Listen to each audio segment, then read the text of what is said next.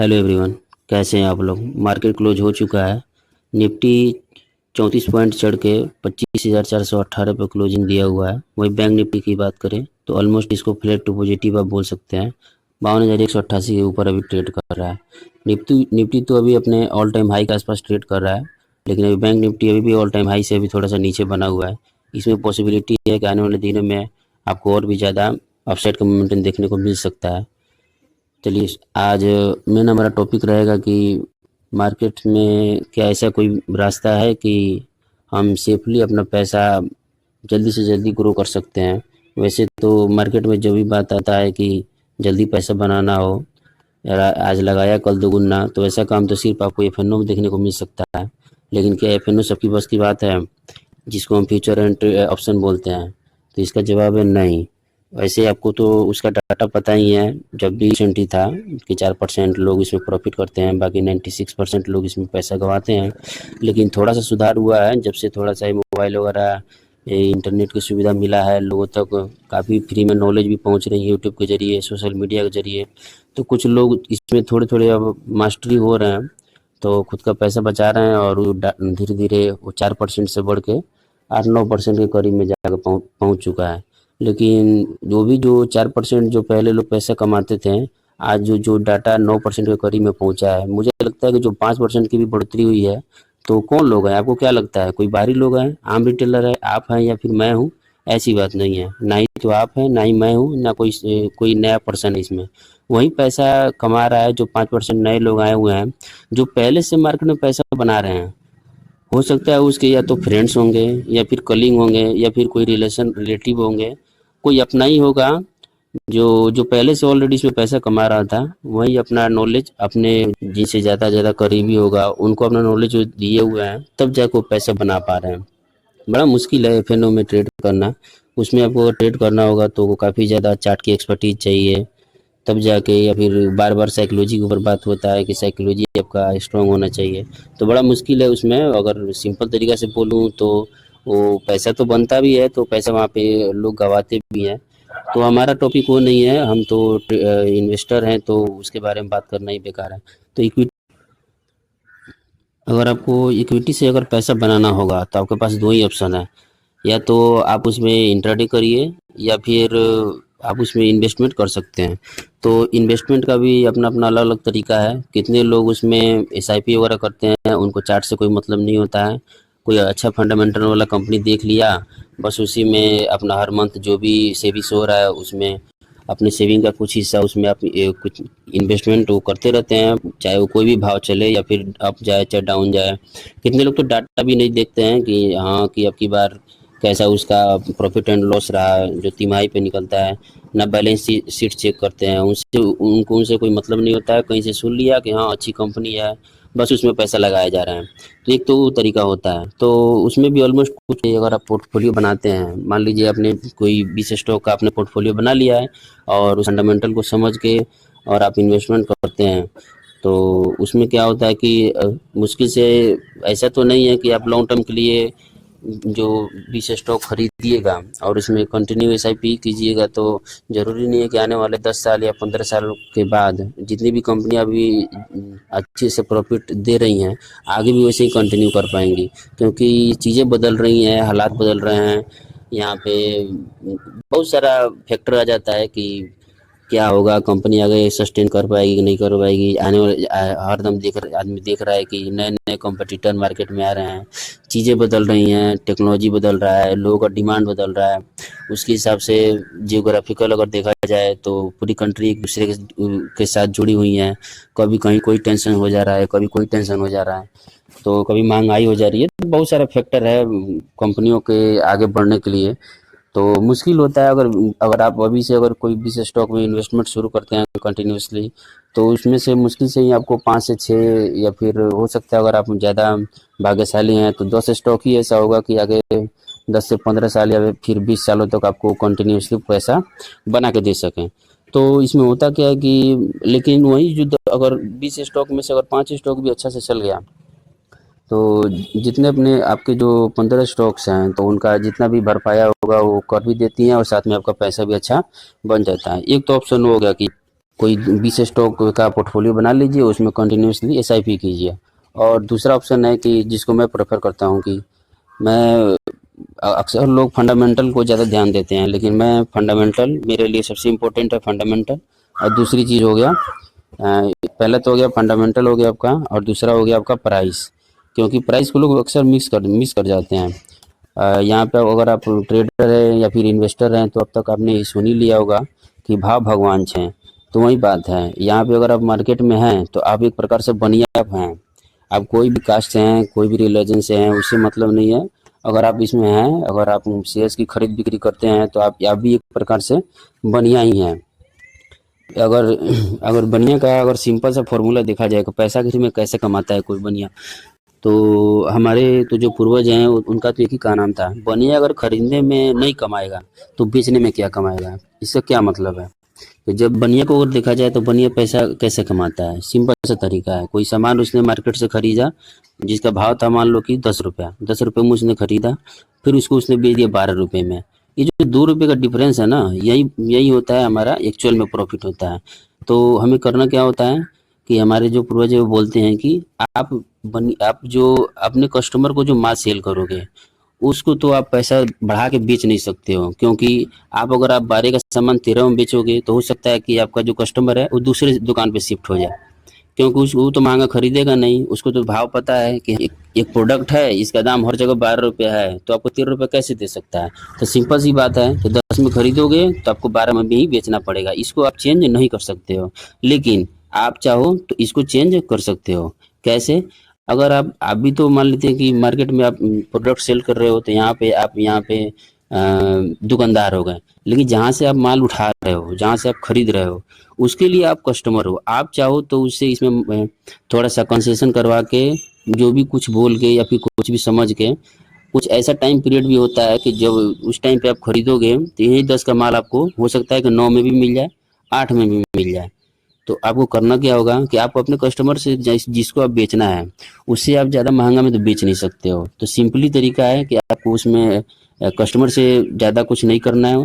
मोल भाव जो भी करना होगा, जहाँ से आप खरीद रहे हो आप अपने दुकानदार से कम बेस कर सकते हो। तो सिंपल सा नॉलेज है कि सस्ता खरीदोगे तभी जाके अच्छा बेच पाओगे, तो तब जाकर बीच का आपको मुनाफा मिल पाएगा। तो उसी के ऊपर मैं काम करता हूँ कि सबसे पहला काम हो गया हमारा फंडामेंटल का। अच्छी कंपनी होनी चाहिए फंडामेंटल में। फंडामेंटल की अगर बात करें तो सिंपल सा तरीका है, सिंपल सा नॉलेज है कि कंपनी पैसा कमा रही होनी चाहिए, सेल्स उसका अच्छा होना चाहिए और प्रॉफिट भी अच्छा होना चाहिए। मैंने अगर मेन बात करूँ तो बाकी इसमें डीपली जाएंगे तो फंडामेंटल तो अपने आप में एक पूरा चैप्टर है, उसको उसको भी समझ पाना वो चार्ट से भी ज़्यादा डिफिकल्ट होता है। तो हमें वहाँ तक नहीं पहुँचना है, हमें बेसिक नॉलेज ही चाहिए।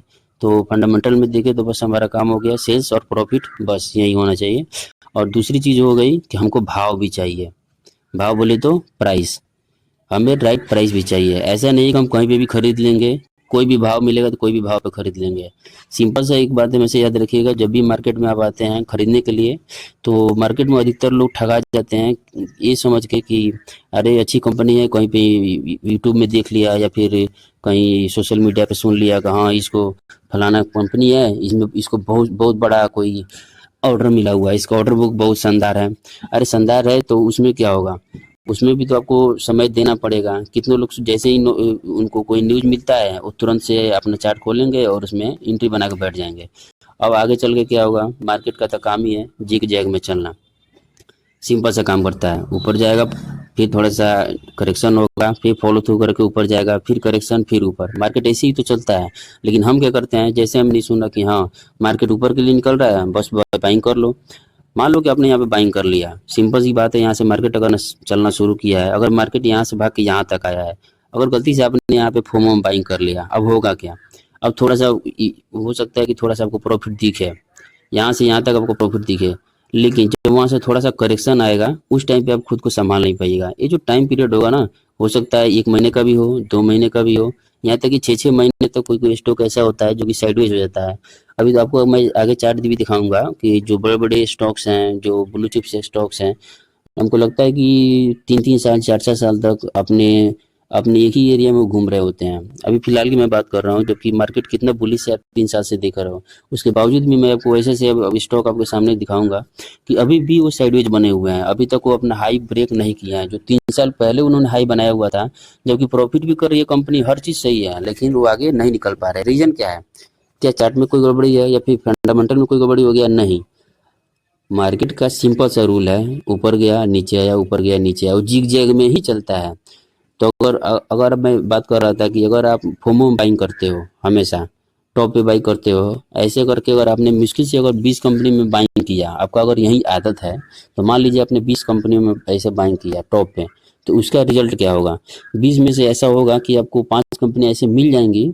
5 तो श्योर शॉर्टी है कि मिल ही जाएगा कि आपने फॉलो थ्रू में बाइंग किया। लेकिन बाइंग करने के बाद क्या होगा कि क्या भरोसा है? मान लीजिए कि कोई कंपनी है, मैं इसी की बात कर लेता हूँ, अभी सर्वोटेक का आपके सामने चार्ट खुला हुआ है, इसकी बात मैं कर लेता हूँ। मान लीजिए कि 80 रुपये से भाव चलना शुरू किया है। इसके पहले साइडवेज था, लगभग कुछ दिन तक साइडवेज था। इसको चार्ट खोल के आप देख लीजिएगा डिटेल में। अगर यहाँ से वो निकलता है, निकल के आया यहाँ तक, आपने इसमें कहीं पे बाइंग कर लिया, ठीक है, यहाँ पे मान लीजिए आपने 110 के ऊपर बाइंग कर लिया। इतने दिनों में जब 80 से भाव 110 पे आया, तो काफ़ी ज़्यादा सोशल मीडिया पर या फिर इसके ऊपर काफ़ी बात होने लगा कि हाँ कंपनी अच्छी है, कंपनी अच्छी है, या फिर इसमें ब्रेकआउट हो चुका है। खबर कैसे फैलता है मार्केट में? ऑलरेडी जो चार्ट में बन चुका होता है, कंपनी प्रॉफिट दे चुकी होती है, उसके बाद ये सब खबर निकल के आता है, ताकि रिटेलर बाई करें और जो बड़े प्लेयर हैं उसमें अपना प्रॉफिट बुक करके आराम से वहाँ से निकल सकें। कभी भी जो बड़े प्लेयर होते हैं ना, ये फॉलो थ्रू में कभी बाइंग नहीं करते हैं, वो हमेशा यहीं पे अपना पोजीशन बनाएंगे साइडवेज में। तो अभी मैं बात कर रहा था कि मान लीजिए इसमें अगर आपने बाइंग किया, 80 पे भाव चलना शुरू हुआ, अपने 110 के आसपास आपने बाइंग कर लिया। जो 30 रुपये का प्राइस है ना, जो 30 रुपये यहाँ से आपसे मिस हो चुका है, इसको देख के आपने यहाँ पे बाइंग किया कि 30 रुपये बढ़ चुका है, मैं बाइंग कर लेता हूँ, आगे मुझे 30 रुपये मिल जाएगा। तो कितना परसेंट चांस है कि अभी जो 30 रुपये 30 पॉइंट आपसे छूट गया है, आगे आप 30 पॉइंट को कैप्चर कर ही लोगे। जबकि ये कंपनी किया है 110 से अभी 180 के आसपास ट्रेड कर रहा है, यानी कि 70 पॉइंट का यहाँ से इसने अपना ये दिखा दिया है, प्रॉफिट दिखा दिया है।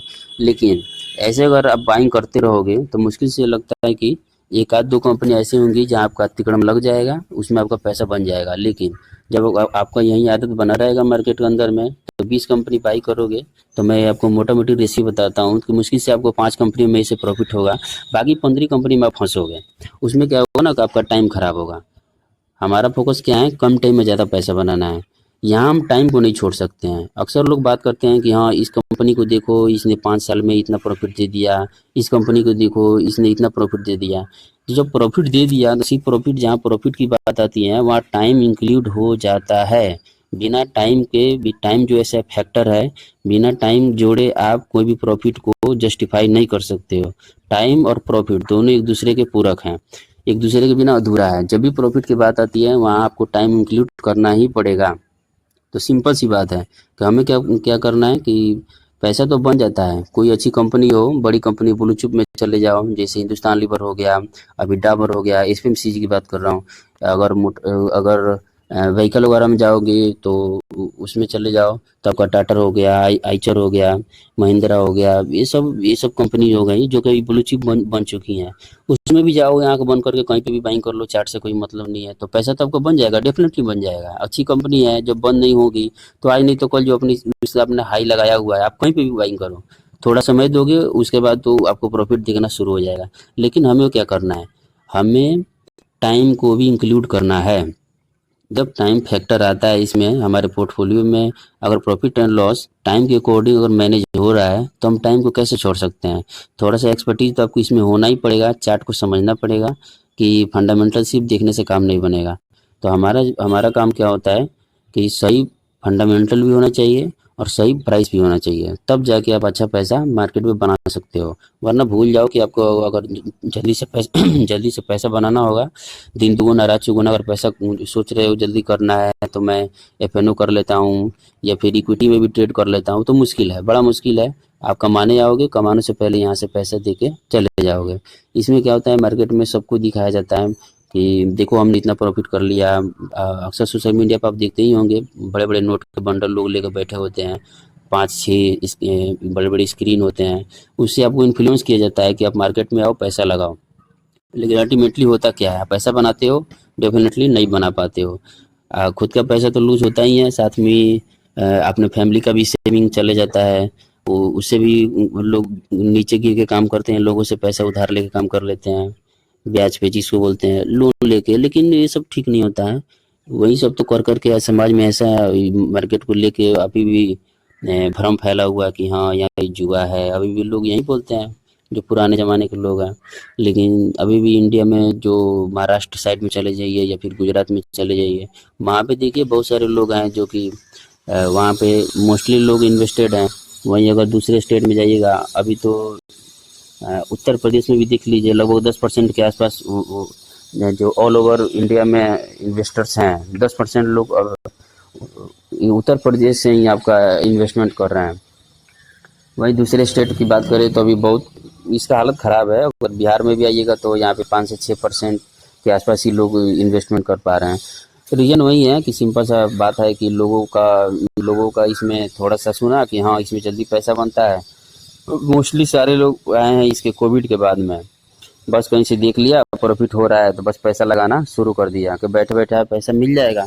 नतीजा क्या हुआ कि पैसा सब लूज कर दिया, और उसका नेगेटिव इम्पैक्ट पड़ा पूरे सोसाइटी के ऊपर, फैमिलीज़ के ऊपर, रिलेशन के ऊपर, कि हाँ उसने काम किया था और पैसा उसने लूज कर दिया। बाकी दूसरे को भी अगर मन हुआ काम करने का तो पहले ही हताशा हो जाता है और कर। दोस्तों, वीडियो अगर आपको अच्छा लग रहा होगा तो लाइक एंड सब्सक्राइब जरूर कीजिएगा। यूट्यूब का टर्म कंडीशन तो आपको पता ही है, बिना लाइक एंड सब्सक्राइब के कुछ नहीं होने वाला है। इसलिए सपोर्ट कीजिए ताकि मैं आपके लिए इससे भी अच्छा वीडियो आपके लिए बना सकूँ। खैर, हमारी बात हो रही थी कि जल्दी से पैसा कैसे बनेगा, तो मेरा तो यही था मेन काम कि अच्छा फंडामेंटल तो आप देखते ही हो, लेकिन इसके साथ साथ अच्छा प्राइस भी देखो। जब तक आप प्राइस पॉइंट नहीं सही प्राइस पर नहीं बाइंग करोगे तो आपका टाइम बर्बाद होगा। टाइम का मतलब सेंस हो गया कि फॉलो थ्रू में आपने कहीं बाइंग किया तो श्योर शॉट है कि वो थोड़ा साइडवेज होगा, या फिर वहीं पे साइडवेज हो जाए, या फिर वहाँ पे रिट्रेसमेंट दिखाए, फिर जाके वो आगे की तरफ निकलेगा। तो मैं हमेशा कोशिश करता हूँ कि थोड़ा सा डिस्काउंट मिले तब जाकर मैं बाइंग करने की कोशिश करता हूँ। वैसे करके मैंने अभी आपके सामने 3 वीडियोज़ भी बना कर मैंने डाला हुआ था कि कैसे मैंने लगभग 2 से ढाई महीने के अंदर में ही अपना टारगेट अचीव कर लिया था 100% का। इसमें मैं करता क्या हूँ कि कोई भी कंपनी जैसे सर्वोटेक का है, मैंने इसको बाइंग किया था 90 के आसपास, मेरी इसमें खरीदी बाइंग था। यहाँ से जैसे ही मैंने यहाँ पर टारगेट भी अपना लगाया हुआ था 180 का। जैसे ही मुझे टारगेट मिला, उसमें क्या किया मैंने, अपना जो आधा प्रॉफिट था 50% वो मेरा बुक हो गया, यानी कि मेरा पैसा क्या हो गया, फ्री हो गया। अब ये स्टॉक मेरे पोर्टफोलियो में रहेगा, ऐसा नहीं है कि मैंने इसको पूरा तरीके से बेच दिया। ये आगे भी मेरे पोर्टफोलियो का हिस्सा बना रहेगा।